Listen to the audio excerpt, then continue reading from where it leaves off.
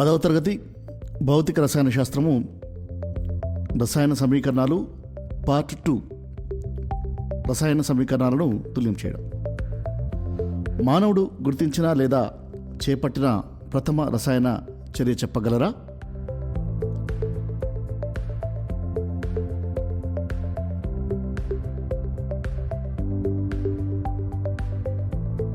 ఈ వీడియోను పరిశీలించండి.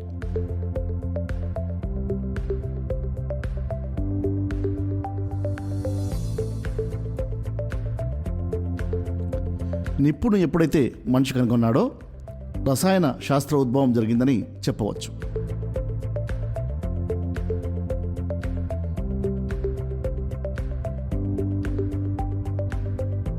అందుకే మాంసాహారాన్ని కాల్చి లేదా వేడి చేయడం ద్వారా రుచిగా ఉంటుందని గ్రహించి ఉంటాడు.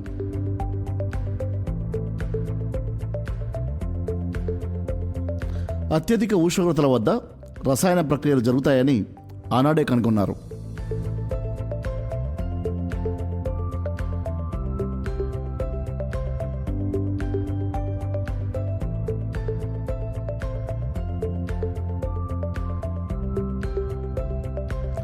కావలసిన పాత్రలను, పనిముట్లను లోహాలతో తయారు చేసుకోవడానికి నిప్పును ఉపయోగించారు.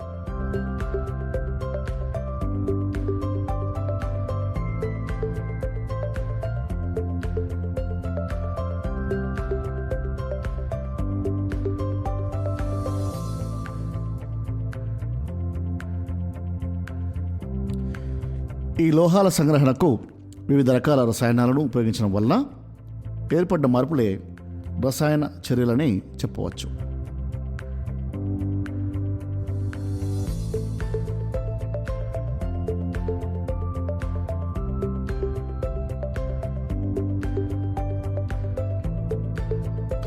పిల్లలు, మీకు తెలిసిన కొన్ని రసాయన చర్యలకు ఉదాహరణలు ఇవ్వండి. కొవ్వొత్తి వెలగడం, ఆర్పివేయడం,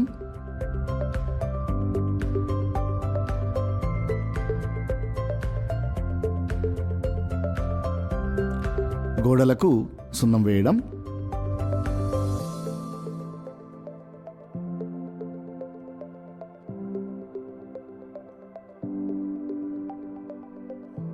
ఇనుము తుప్పు పట్టడం,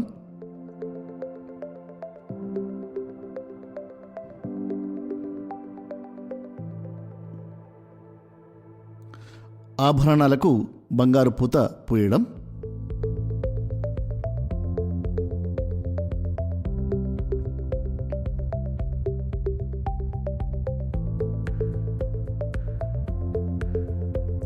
టపాకాయలు కాల్చడం,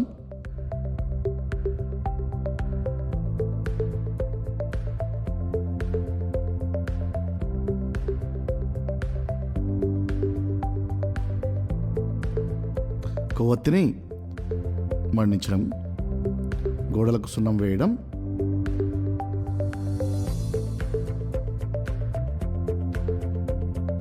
ఇనుము తుప్పు పడడం, బంగారు పూత పూయడం, టపాకాయలు కాల్చడం, ఇవన్నీ కూడా రసాయన చర్యలే.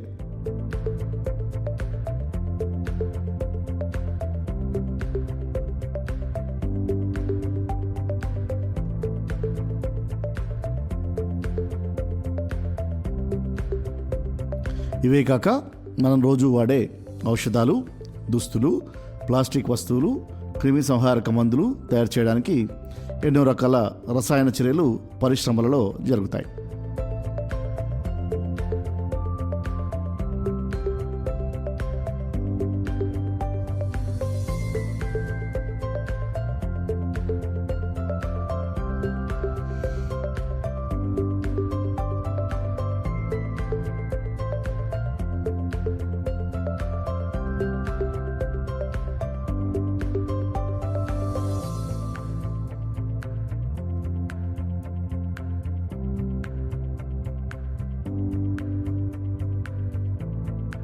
ఇప్పుడు ఒక ఉదాహరణను పరిశీలిద్దాం. గోడకు సున్నం వేయడం అనే రసాయన చర్యను మనం ఇలా రాస్తాం. సున్నం ప్లస్ నీరు గివ్స్ రైస్ టు సున్నం నీరు ప్లస్ కార్బన్ డైఆక్సైడ్. అంటే సున్నంను నీటితో కలిపినప్పుడు సున్నం నీరు ఏర్పడుతుంది. ఇది గోడకు వేసినప్పుడు కార్బన్ డైఆక్సైడ్తో చేరింది, గోడలన్నీ తెల్లగా మారడం మనం గమనించవచ్చు. ఇలా రాయడాన్ని మనము పద సమీకరణం అని అంటాం. ఇప్పుడు రసాయన సమీకరణాన్ని పద సమీకరణ రూపంలో కాకుండా ఇంకా ఏదైనా రూపంలో రాయవచ్చా?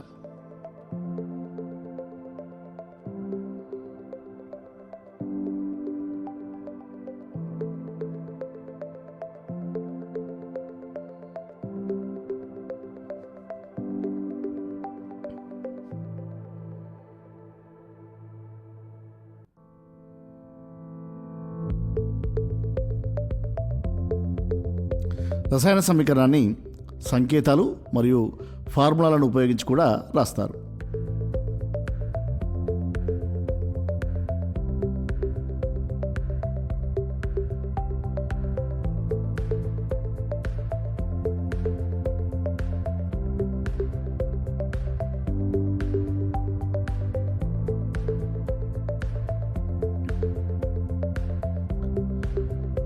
రసాయనిక ఫార్ములా రసాయన సమ్మేళనంలోని మూలకాలను మరియు పరమాణువుల సంకేతాలను, పరమాణువుల సంఖ్యను తెలియజేస్తుంది.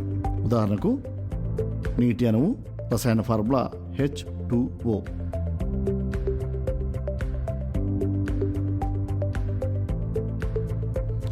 రసాయన ఫార్ములాలోని అణువులు, పరమాణువులు మరియు సంకేతాల గురించి తెలుసుకుందాం.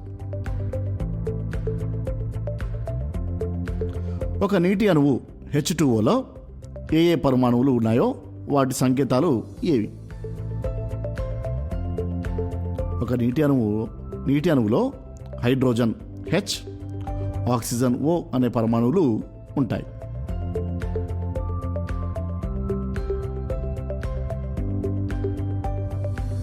రెండు హైడ్రోజన్ పరమాణువులు, ఒక ఆక్సిజన్ పరమాణువు. నీటి అణువు ఫార్ములా H2O.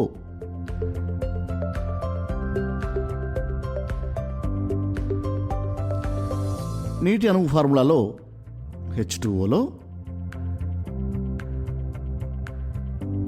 హైడ్రోజన్కు సబ్స్క్రిప్ట్గా 2 పాదాంకం ఎందుకు రాయాలి?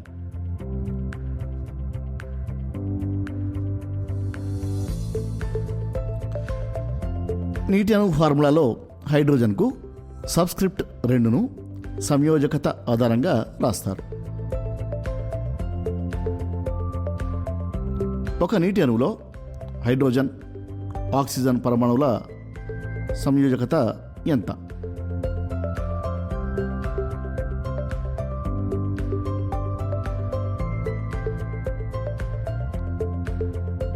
సంయోజకత ఒక మూలక పరమాణువు వేరొక మూలక పరమాణువుతో సంయోగం చెందే సామర్థ్యాన్ని సంయోజకత అంటారు.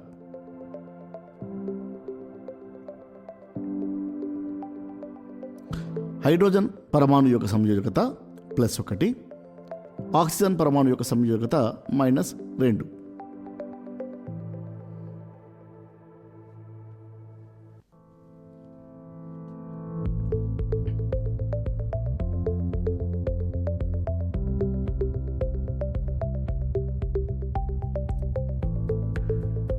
హైడ్రోజన్ ఎలక్ట్రానిక్ విన్యాసము 1s1,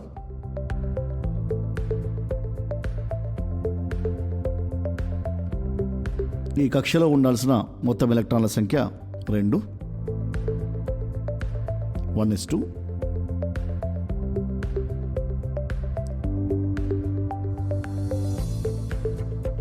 ఇంకా ఒక ఎలక్ట్రాన్ తక్కువగా ఉంది. ఆక్సిజన్ యొక్క ఎలక్ట్రానిక్ విన్యాసం చూసినట్లయితే 1s2, 2s2, 2p4.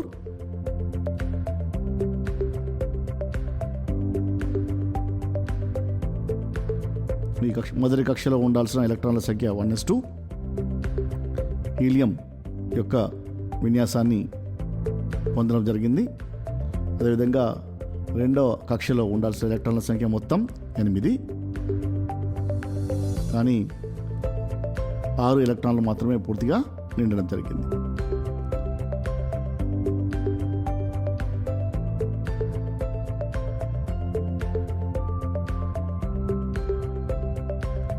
ఇప్పుడు ఆక్సిజన్కు అవసరం ఉన్న ఎలక్ట్రాన్ల సంఖ్య 2. ఈ పటం ఆధారంగా హైడ్రోజన్ మరియు ఆక్సిజన్ల యొక్క సంయోజకతలు +1 అండ్ -2.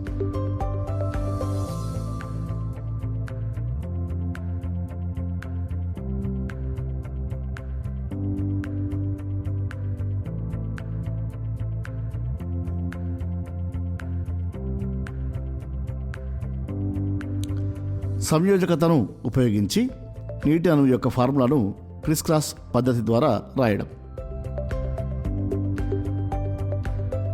క్రిస్ క్రాస్ పద్ధతి ప్రకారము 2 పరమాణువుల సంయోజకతలను ప్రక్కనే సంకేతాల పైన రాయాలి.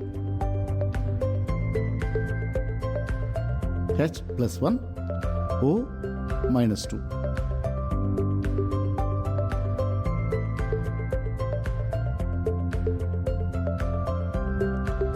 H2Oలోని మొదటి మూలకం H ముందుగా రాసి తర్వాత O రాయాలి, అంటే HO రాయాలి.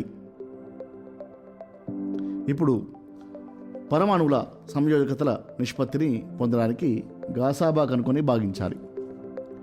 హైడ్రోజన్ యొక్క సంయోజకత +1, ఆక్సిజన్ సంయోజకత -2 అయితే వీటి నిష్పత్తిని పొందడానికి ఆ సంయోజకతలను గరిష్ట సామాన్య భాజకంతో భాగించాలి. 1, 2ల గరిష్ట సామాన్య భాజకం 1 కావున 1, 2లను వాటి గాసాబాలతో భాగించినట్లయితే అవే సంఖ్యలు వస్తాయి.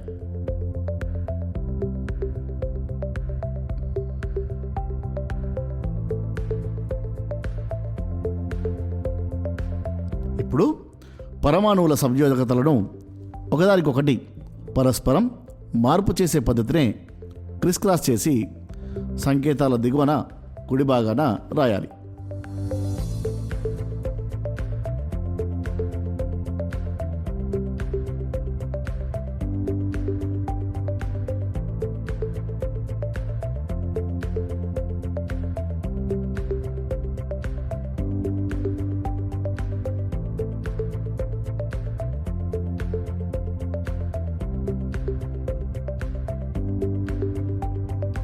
ఇలా చేయనప్పుడు ధన రుణ గుర్తులను తీసివేయాలి.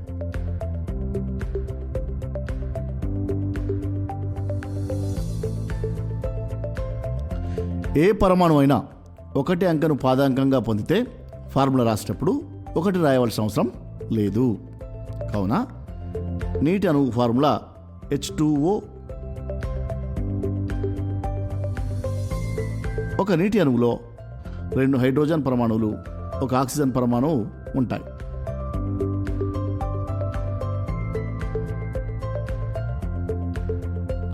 ఇది ఒక నీటి అణువు ఫార్ములా, ఒక ఫార్ములా యూనిట్. దీని గుణకం 1 రాయవలసిన అవసరం లేదు.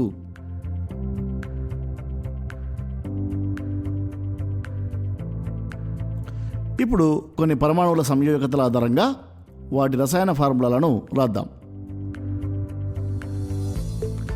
1 యూనిట్ కాల్షియం ఆక్సైడ్ ఫార్ములా సమ్మేళనం CaO, 2 యూనిట్ల అల్యూమినియం మూలక పరమాణువులు 2Al,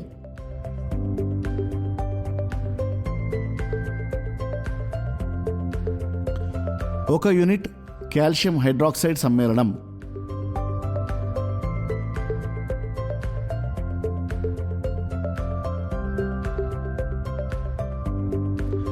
1 యూనిట్ అల్యూమినియం సల్ఫేట్ సమ్మేళనం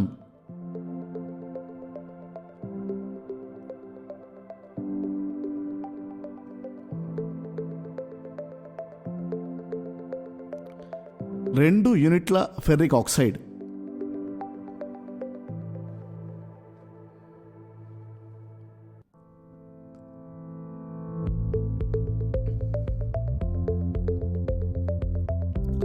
1 యూనిట్ అమ్మోనియం సల్ఫేట్ సమ్మేళనం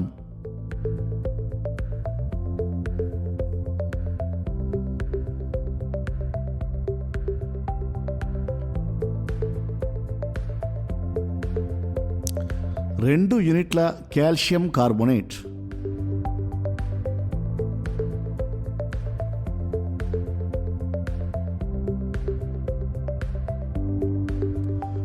ఒక యూనిట్ సోడియం క్రోమేట్.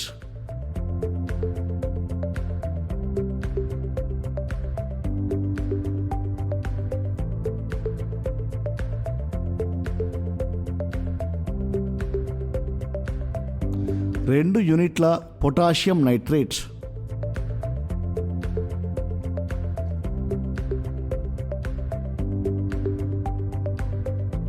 మీ ఉపాధ్యాయునితో మూలకాల సమ్మేళనాల సంయోజకతలను చర్చించి రాయండి.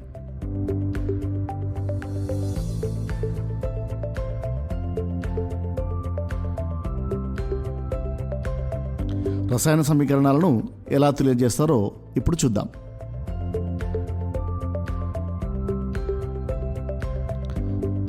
పిల్లలు, రసాయన సమీకరణాలను ఎందుకు తెలియజేయాలి?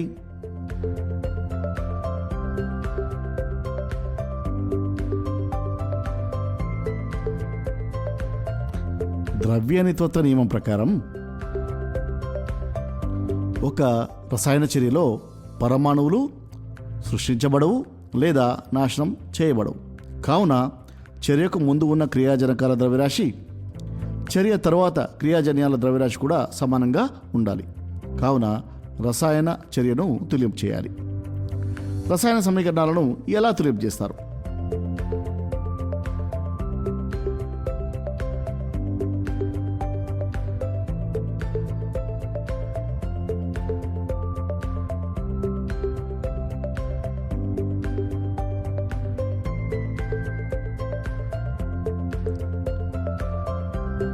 ఫెర్రస్ను నీటితో చెందినప్పుడు ఫెర్రస్ ఆక్సైడ్ ఏర్పడుతూ హైడ్రోజన్ వాయువు వెలువడు. ఈ సమీకరణాన్ని తుల్యం చేద్దాం. మొదటి సోపానం, రసాయన చర్యలో పాల్గొనే ప్రతి పదార్థం యొక్క సరైన సాంకేతికాన్ని రాయాలి. Fe + H2O gives rise to Fe3O4 + H2.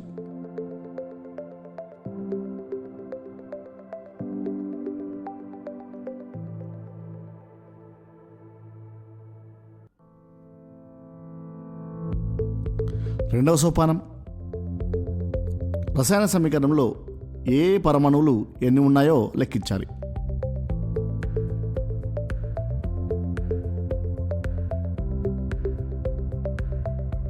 మూలకము, క్రియాజనకాలలో పరమాణువుల సంఖ్య, అదేవిధంగా క్రియాజన్యాలలో పరమాణువుల సంఖ్య.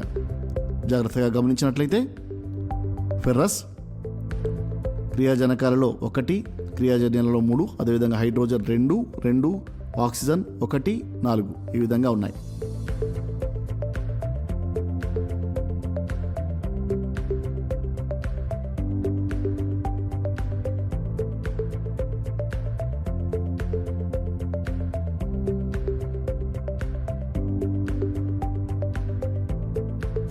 మూడవ సోపానాన్ని పరిశీలించండి. ఇచ్చిన సమీకరణంలో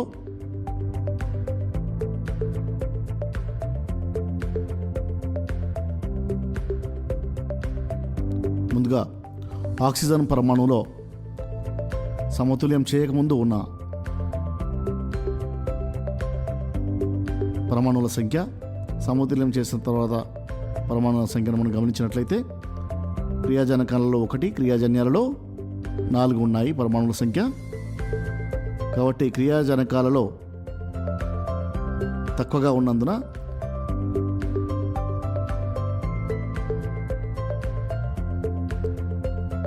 నాలుగు చేత గుణించినట్లయితే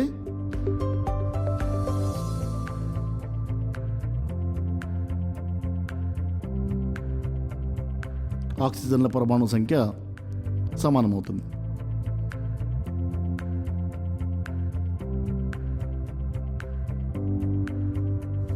ఇప్పుడు 4వ సోపానాన్ని పరిశీలిద్దాం.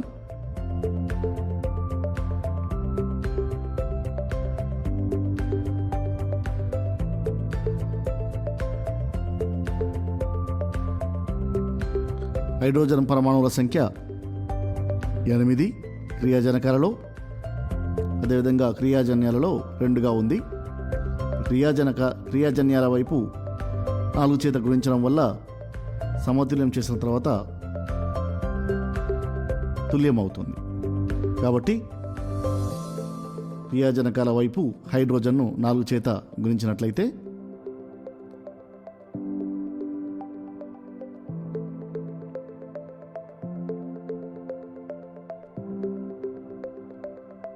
రెండు వైపులా సమతుల్యం కావడం గమనించవచ్చు. ఇప్పుడు హైడ్రోజన్ల సంఖ్య సమతుల్యం జరిగింది.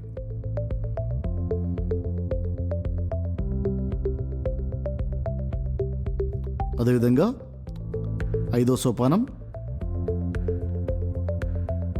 ఇప్పుడు మిగిలిన ఫెర్రస్ పరమాణువు యొక్క క్రియాజనకాలలో సమతుల్యం చేయకముందు 1, అదేవిధంగా క్రియాజన్యాలలో సమతుల్యం చేయకముందు 3 పరమాణువుల సంఖ్య ఉండడం జరిగింది. సమతుల్యం చేసిన తర్వాత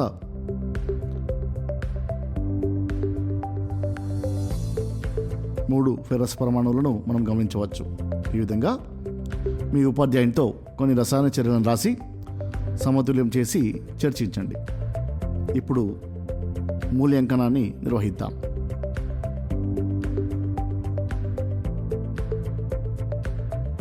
పిల్లలు, మీకు తెలిసిన రసాయన చర్యలను పద రూపంలో, సంకేతాల రూపంలో రాసి తుల్యం చేయండి. రసాయన సమీకరణాన్ని పద రూపంలో కాకుండా ఇంకా ఏదైనా రూపంలో రాయవచ్చా?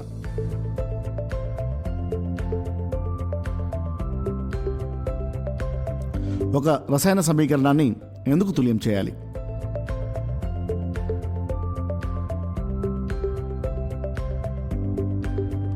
రసాయన చర్యలను ఎలా తుల్యం చేస్తారు? ఉదాహరణతో వివరించండి.